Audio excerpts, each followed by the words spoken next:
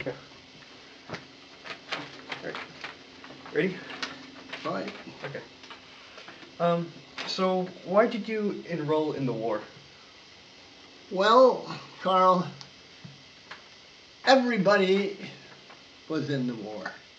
Whether you were a doughboy or whether you were a groceryman or anything, everybody was in the war. It came on us so fast. When the Japs attacked us, we had no choice. We had no warning. We had no experience in what we were about to fall into. And we knew that we had been very, very against war all the while. We didn't want the war at all. We didn't want any kind of war. We just wanted to be Americans, and we wanted to be left alone. But they didn't want to do that. They attacked us without any warning, without any justification, without any purpose except they hated us and they wanted us out of the way. They wanted Asia to be theirs. And they were willing to sacrifice everything in their country. And we were absolutely, absolutely unprepared for anything like this in the world. And that was the tough part. But I wanted to get in like everybody else did because I felt drawn to it. The young men were all going, Carl. The few military people we had were very inexperienced, and we were totally unprepared. We all had to learn. That's why I was so frightened. I knew nothing about war. None of us did. We had some maneuvers, and they were from Missouri, and they roamed on our farm 2 years before. And we treated them like Americans. And that's the first we saw of soldiers of any kind. And it hit us pretty hard. When they came to our farm, all they had was a few tents and some latrines where they went to the bathroom and so forth. And none of us had any good equipment. They did have a good rifle, the Garand rifle, and it was a fine rifle, but we had hardly anything else. The tanks that they came to our farm with were so broken down that some of the tracks ran off when they unloaded them off the train. Wow. And they had to drag them out of the way. They wouldn't even run. That's how unprepared we were. And we didn't hate anybody. We loved everybody. We'd just been through a real depression in which everyone was so blasted poor that we didn't ever want to be that poor again. But that's the way it was. We didn't have any animosity toward anyone. That's why I went to, yes, I was drawn just like everyone else. So when you when you joined the war, did you ever boot camp? Very, very much so. I was a strong young kid, and I learned plenty, and I learned fast. When we first went, the whole process of getting to be a soldier takes a lot of time. And we were always so unprepared because we had never experienced anything. I'd never seen a black man until that time when I went to the Southland, which was in Arkansas.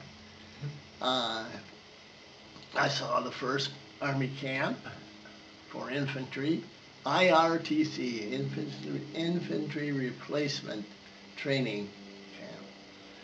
And we simply came off the train. It was hot. We were all a little frightened. We were all very green, and this was war. But it was so strange that we could hardly accept it. We had nothing to accept it by. It was a strange and a tough life. Do you want to hear about anything of the camps, or are you interested in that? Oh yes, yeah. Because like any boot camp stories. Well, they were very well prepared for us. They had run many different people through before I came on the scene. And from the very start, we learned that when officers said something to you, you'd better pay attention because it was important, and you'd better know it now. That they were the lawnmower and you were the grass. Believe me, it was tough. We first day we fell out about 6 o'clock in the morning, got something to eat, and then we would go to different parts of the training fields. And first of all, you learn to walk. You walked and walked and walked. You couldn't really accept it at first because you'd never been prepared for something like that. It was just too tough. It was too hot, and we just weren't tough enough. So a lot of times the training staff would say, okay, we'll have a two hour orientation class, and then we'll go see a movie about the war, and then we'll do something else. But they usually give you some sort of an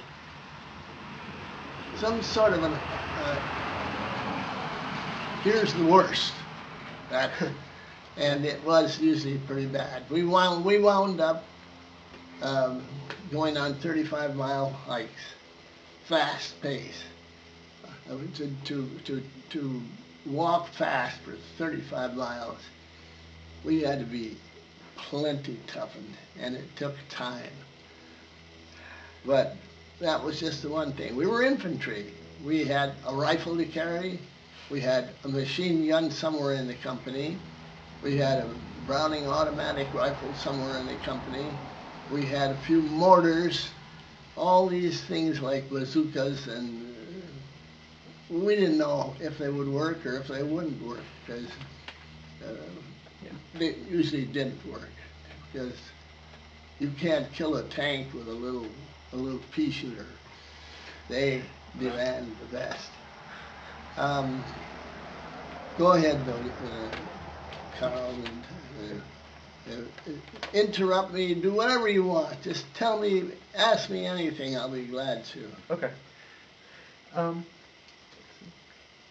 So what places did you go throughout your war? Throughout the war? Well, let me give you just a little, maybe a brief excerpt.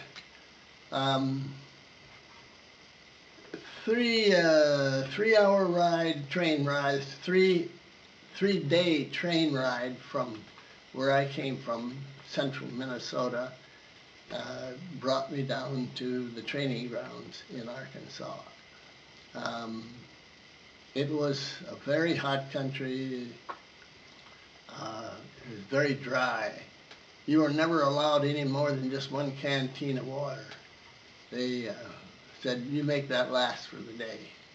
And we made it last. We were 17 weeks in training at that camp. And it was pretty nearly all quite new and startling. Throughout the day, we would have a kind of a microscopic view of what we would have to cover during those 17 weeks. They were very much foreshortened because they needed, at that time they needed infantry very badly.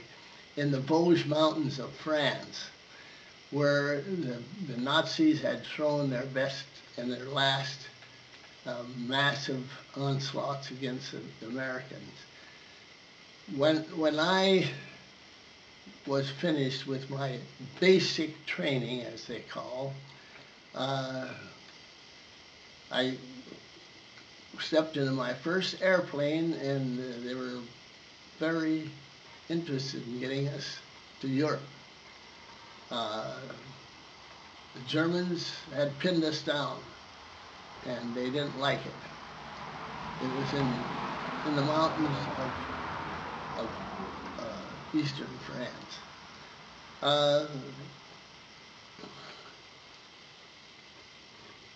I think that the most impressive thing right off was how fast they moved us. We one day were told to be ready at 7 o'clock. We were going to go on board a ship. It was the Queen Mary from England. It held 20,000 men. Wow.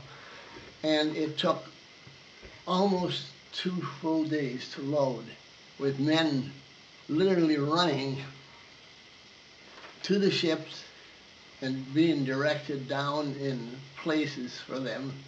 They had a sack that they would be assigned, and it took about 3 hours to feed them, so they fed all day long. You would simply walk downstairs and just sit there for a while, and then walk down more stairs till you went down to, say, the 7th deck below. And then you would be fed food that you never had before. It was mostly mutton. Mutton is not lamb. Mutton is mutton, and doesn't smell very good. And we had some bread to go with that, lots of water to drink. England was into the war up to their lower lip, and they were, for a long time, losing it. So you can see that it wasn't a grand cruise. That Queen Mary went about 37 miles an hour in the ocean. And after 4 days of being blacked out of sight of land and a whole new way of living, we had to stand duty at guns on the decks. They said that it's a possibility that submarines would surface and start shelling us. So we were there.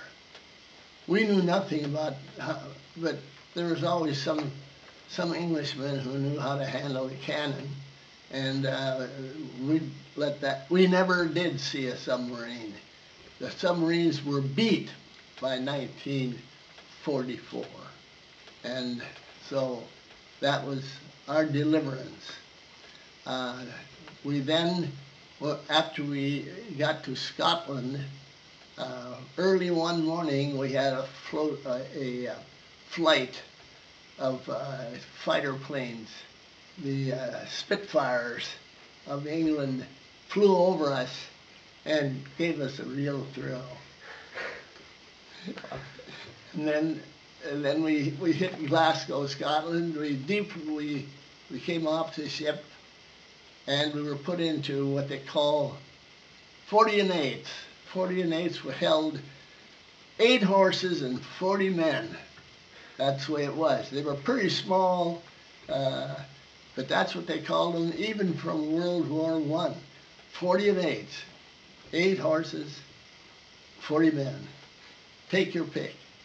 And the plane, the train never stopped for anything except what it actually had to stop for. if you had to go to the bathroom, your men would have to help hold you so that you could do that, because nobody was going to stop that train. So we went across England, and we got to Southampton. That's a port on the east coast of Britain. It was there that we transferred into different craft of one kind or the other. Some of them not really very fancy. They were pretty rough. We got to the coast of France sometime after they had taken the coast of France. You know, you all read about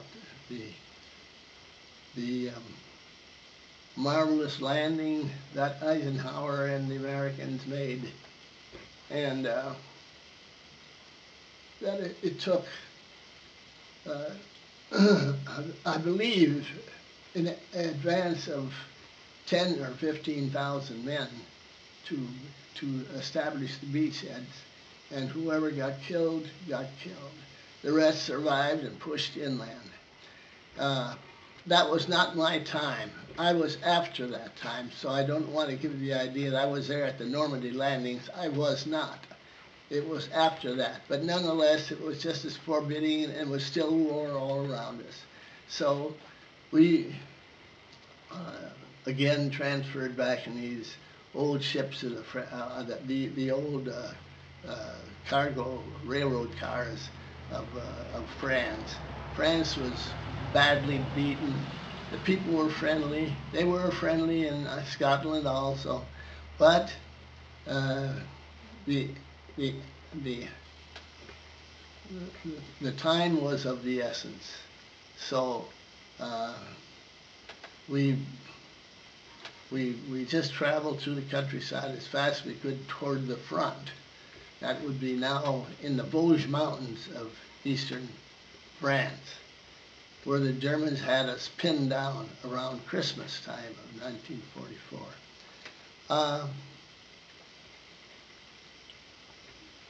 It was winter. Everybody had white clothing on so that they would match into the white of the snow. There was snow on the ground, and they didn't want good targets. They wanted poor targets. They wanted the Germans not to be able to pick us out from the snow. So that was my first impression of the actual war that was taking place. It was cold. We were frozen to death. About, Go ahead. A minute, 30 seconds. We probably should take a break now. Yes, It's a good place to, because your camera's going to follow me. Well, does this help you? Oh yeah.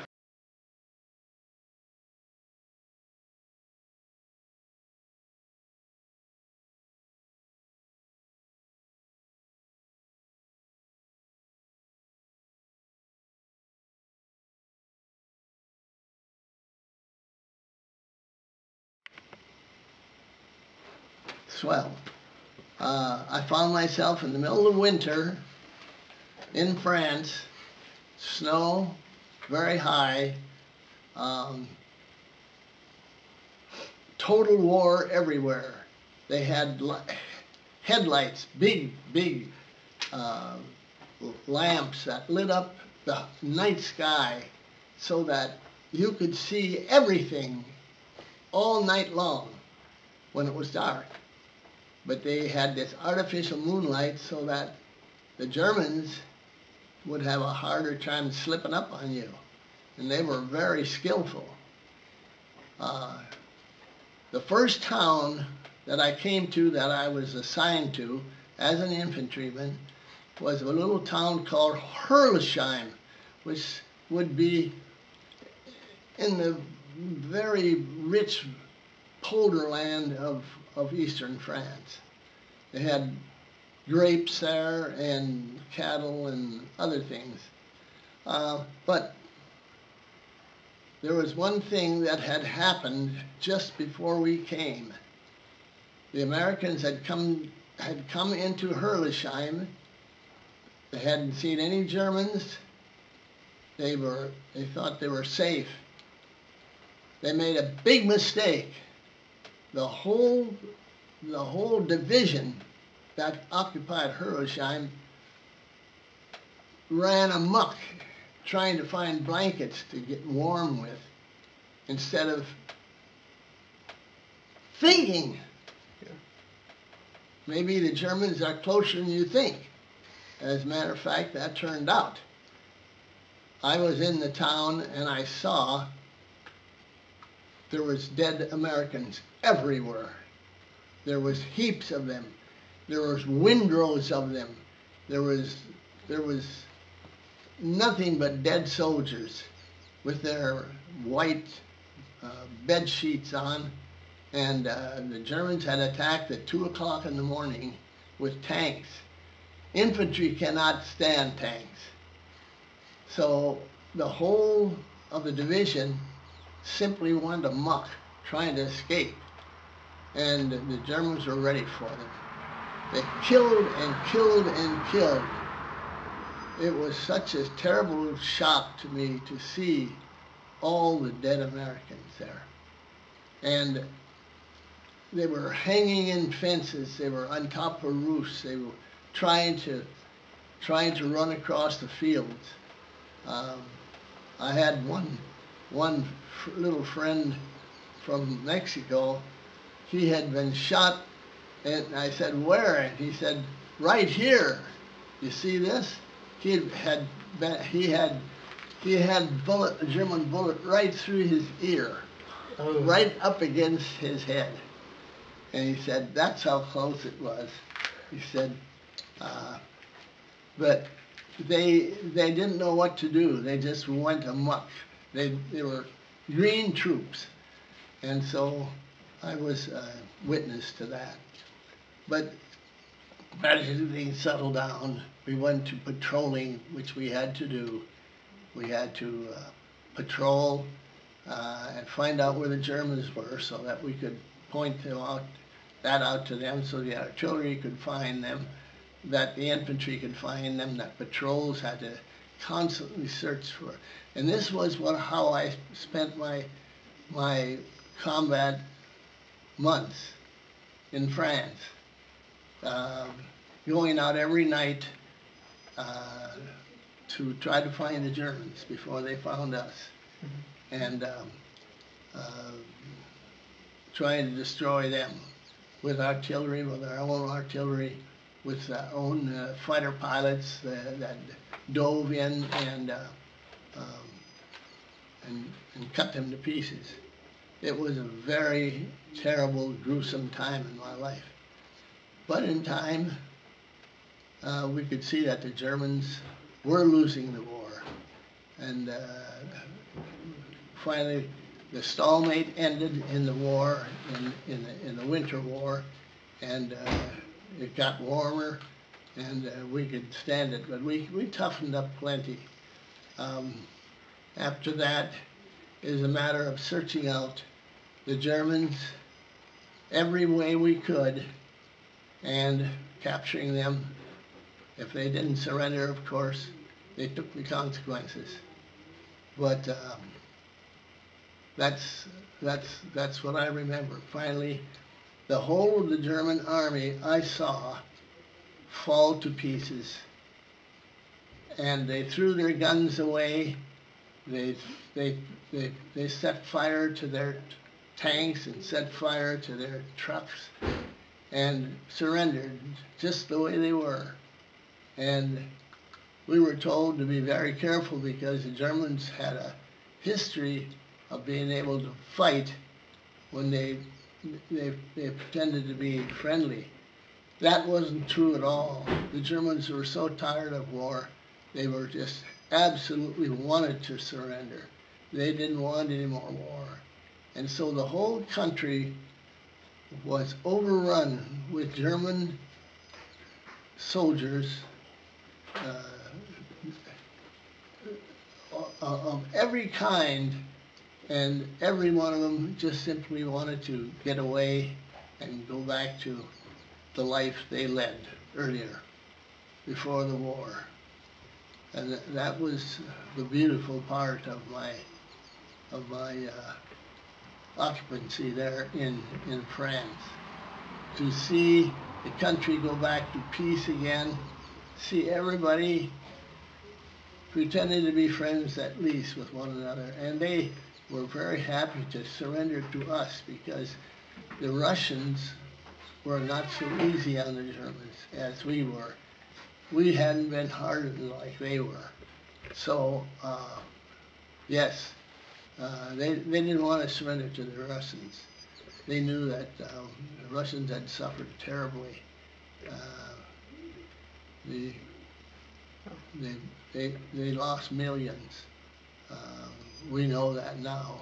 In even the last days of the war, they just. Carl, is there any questions you would like to ask me about anything particular, or? Yeah. Oh, yeah. Quick thing. So during your off time when you weren't fighting, Yeah. I know that there were many celebrities that well came and entertained for the troop. Did you see any? You mean the officers of the German army, No, like or entertainers. oh, Yeah. you mean American entertainers? Yeah. Yes. Yeah. As a matter of fact, I sat about as close to Marlene Dietrich as you and I are here. Marlene Dietrich was a German who fled from Germany, and in her day she was a great movie star, a great entertainer, a good singer.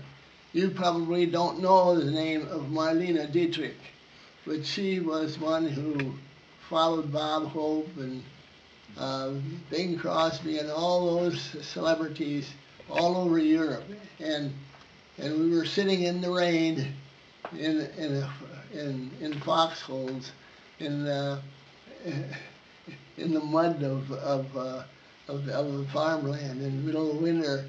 But she had a beautiful dress on, and she just looked gorgeous. But she was the life she led to. I always remember her above anybody. There was others, but I remember mostly because the Germans hated her forever, because she turned and helped entertain the American soldiery in Europe, and never asked for anything except just to be appreciated. So we saw lots of other entertainers that went over there, but I do remember her expressly, because she was such a talented, such a beautiful lady, such a marvelous person, and we could hear the shells, we could hear the artillery going off while she was there in the rain singing to us, which was as close as you could get to coming to war, just to come to see us.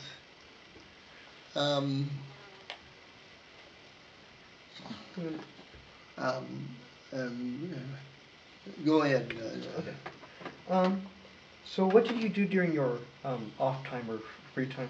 Well, most of the time we just tried to survive. This was when the war was still on. We would never see a hot soup or anything like that, because it was simply too dangerous to send out kitchens, So we just ate cold food, chocolate bars, very poor diet, very bad diet. But that's the way it was. They couldn't travel with a kitchen. They would be ambushed. There was hot war going on everywhere. We would also go out and stand guard uh, in different places as directed. If they tell you to go, you went, and you'd be the ears and the eyes of of everybody, because we were right there on the ground with the Germans, and when they showed up, we let everybody know where they were, and we fought. And I had I had many close calls, but uh, nothing nothing lethal. Um, I I remember very expressly that one of the last weeks of the war, there was a big field of armaments in France that faced right up against the German border. It was built. It was built before the war, and it had great concrete turrets with massive artillery sticking out of it that could shoot for 30 miles. The Germans had a railroad they could shoot for 45 miles, and we also found it and enjoyed ourselves climbing over this railroad uh, with the biggest guns they could. They in the war against Germany, um, the French were subjected to railroad artillery that could easily shoot 45 miles, and I found myself going through the Maginot Line. It was almost 30 miles long, and nothing but guns facing different directions. And they hoped to keep the Germans out of France when France got into World War II. They didn't succeed. They were overrun by Germans who came in and disarmed France. Opposite the Maginot Line, which was the French line, was what they called the Siegfried Line. The Siegfried Line was just the same thing, another 25 or 30 miles, and it looked like um, tank stoppers and things like that to keep the tanks that might attack Germany. That was their line. And I remember the night that we were in the Siegfried Line, and we were pinned down by guns all around us. And we found that the Germans were shooting at us about 5 miles away. So at 3,300 feet per second, you had just a few seconds, you'd see the bullets coming at you, and then you'd better duck down. And then right after that, the bullet would go right over you. And so they had a muzzle velocity of about 3,300 feet per second. So we had a great time that night dodging those bullets because they couldn't go below the ground, and we were in foxholes. And then they started shelling us, and I was so close. One shell went off while I was digging, and when I looked toward where the shell was, the smoke was coming out of the ground right beside me. So that shell hit so close to me that I still wonder how I escaped it. But I did escape it, and I wasn't hurt, although I was knocked completely out for quite a while. So, but the next day we were in Germany, and the war, which ran on for a while. This was close to Bavaria, which would be south, and toward Switzerland. You know, that was the country I was in. I was in the 7th Army. There was the 5th and 7th and the 3rd. And then on the other side of the world, there was other armies for the Japanese, you know. But I was in the 7th, and then there was the 5th. That was in Italy, I believe, and the 3rd, which was General Patton's army. General Patton was killed, you know, after the war. He was out hunting, going out hunting, and he had ordered a limousine. They had limousines then for the generals, and he wanted to go out hunting. Well, when he went out in his limousine, a 6x6, which is a big truck, ran into his limousine and hurt him. Then he was taken to a hospital. And the funny part was that I had the same thing happen to me. I was in a Jeep with 2 other men, and this Jeep was hit by a truck with an American driver, and it set the Jeep afire, and they pulled us out. But I spent the next year recuperating from this. Wow. Even when the war was done, it was right after the war. But Patton lived only 10 days, and I was there at the place where he was, and he died. That was probably a good break time there. Funny.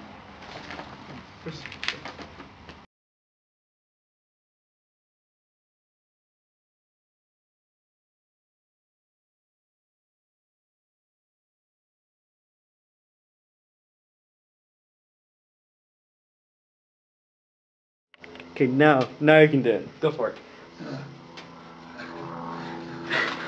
You know, when I came to Onamia in Minnesota, life was very grim. It wasn't humorous at all. We were in the midst of a very deep drought. It was about, I think, 3.5 years, and we didn't get any rain at all. And it was very bad. And the corn didn't grow, the hay didn't grow, nothing grew. It was a very grim part. And I don't know, I guess that sort of colored all of our, still in all, we had fun, you know, when my dad was always the kind of guy that when things got just so bad, he just laughed at it all, and we made castles out of ice and snow, and he'd put stovepipes up there like cannon, and he'd build a fort, you know, and then we would take pictures in the middle of these snowstorms, and but that's the way my dad, he had the sense of humor. But do you have any funny moments, like during the war, or anything kind of out of the ordinary strange that happened? well, no, I really can't say that. I really can't say that, Carl, because the war was forced on us, and there was nothing that was humorous or enjoyable or anything. We were so far behind. Germany and Japan had prepared for this war, and we were simply asleep in the haystack. We didn't know what was coming off, and when we finally did realize that we were up against it, it was going to be pretty tough. and it was tough. Um, I was I was so astounded at how poorly uh, our our equipment and such was, and we enjoyed having people from Arkansas and Missouri. They came north to uh, for the summer, you know. But they were CCC camp people. They had been in CCC camp, and they got, you know, you didn't get much. There was no jobs to be. It's hard to believe, you know, Carl, that we were so we were so poor in those days. Nobody had any money. Nobody had any money. There was no prosperity, and so we we we, uh, we enjoyed seeing people from other states coming to our country, and they have maneuvers, you know, and but it was all pretty grim stuff, and they were trying to set us up with expertise in landings, you know, on strange harbors and on strange lands, but it was all pretty darn grim. We got $50 a month. That's what my wage as a soldier was, $50 a month, and I even had to pay $2.50 each month so that I didn't have to wash my own clothes. They charged me $2.40 a month for washing my clothes, but at least I didn't have to wash my clothes. I wasn't interested in doing that at all. Yeah. But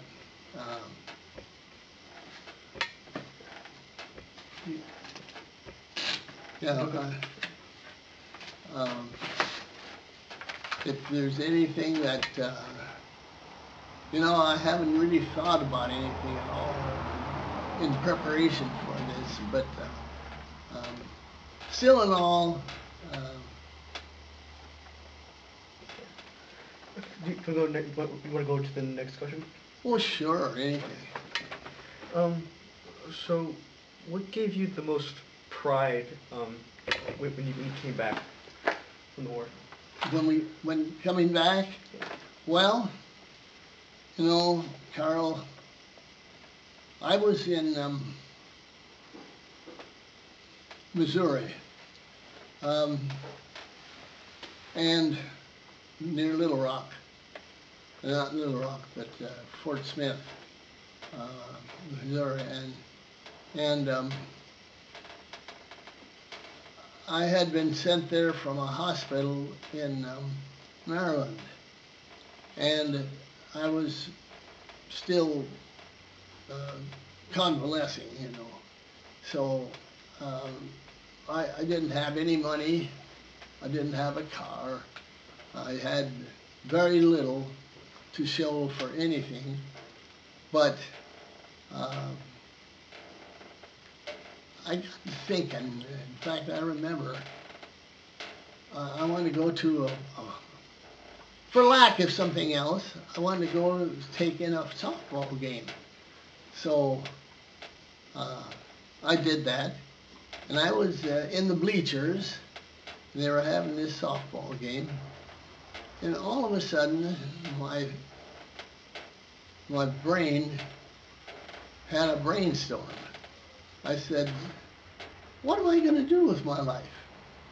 Here I was, you know, on the farm, never had anything, everybody very rustic, and none of us had the means, none of us had a car. My folks never had a car, but when I was sitting in that bleacher, watching that game, all of a sudden something went through my head. And what am I going to do with my life? What am I going to do?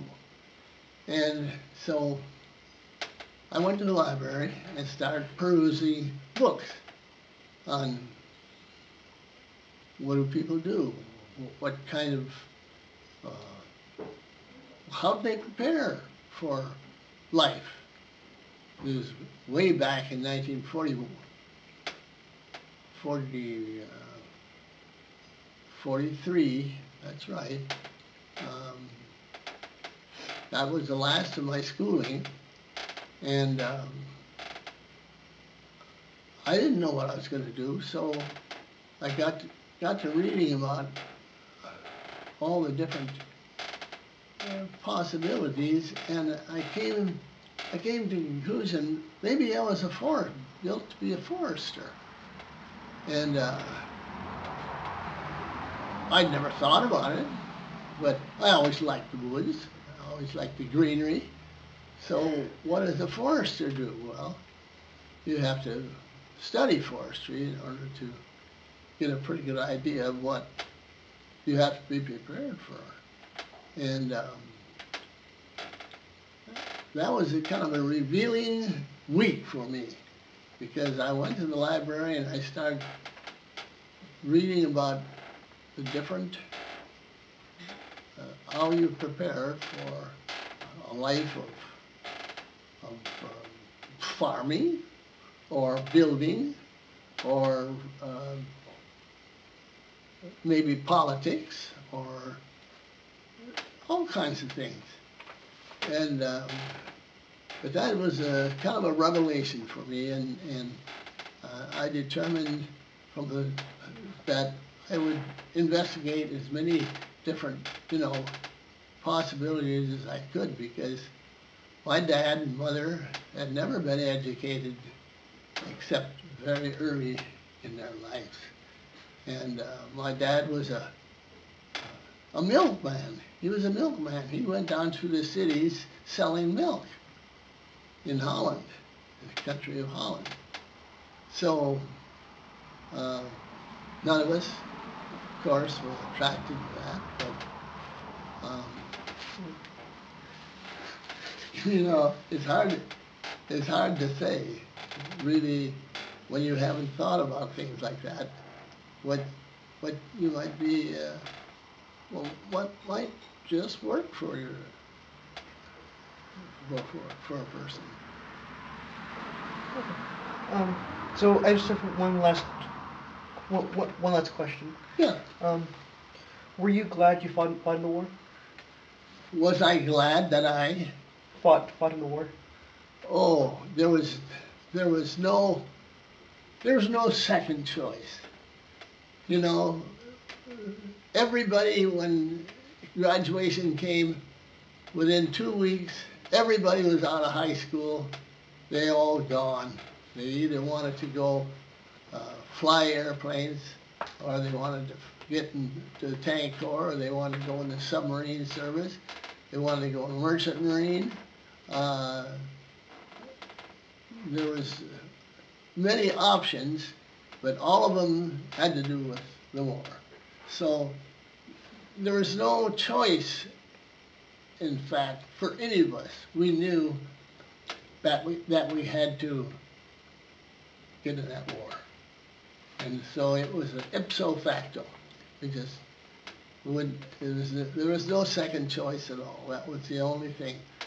The country was never that way before. After that, yeah, we had, we had a war here, we had a war there in Vietnam, we had a war in Korea, we had wars in Cambodia and others, but they never had the same punch. They never had the same certainty about it, that what am I doing here? I was about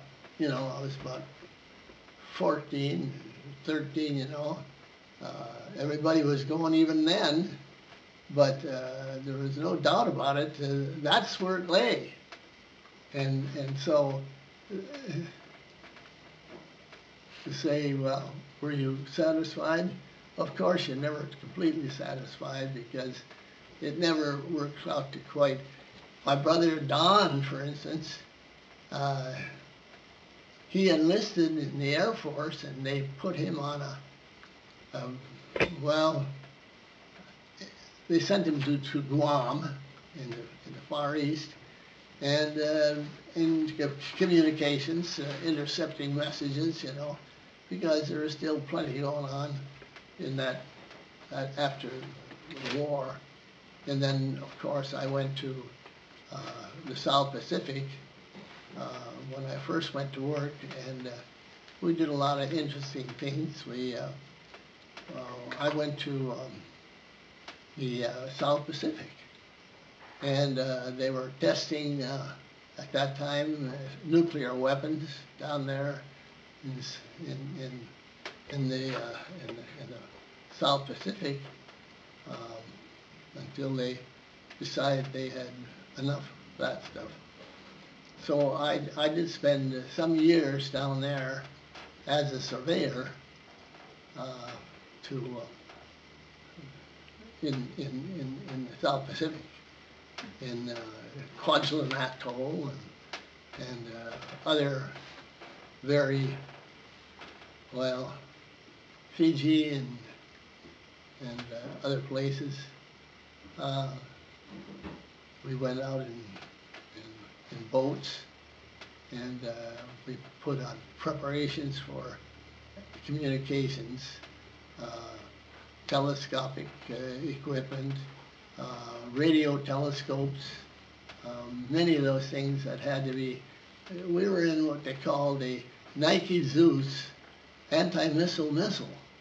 They were trying to figure out how they could make missiles that would hunt down missiles in the South Pacific and destroy them, which, as far as I know, was never feasible.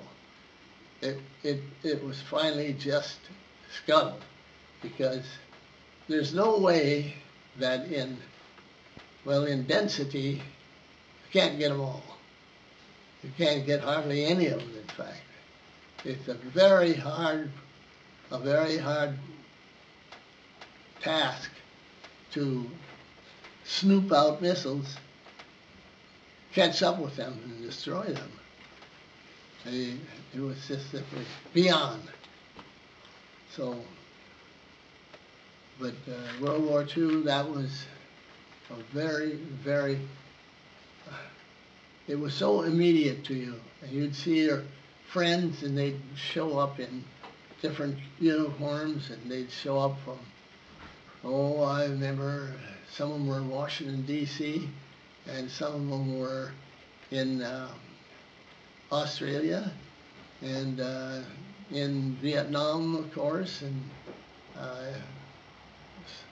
also during the war itself, we used facilities from Iran and Iraq and different places, completely different, completely different thought than it is now.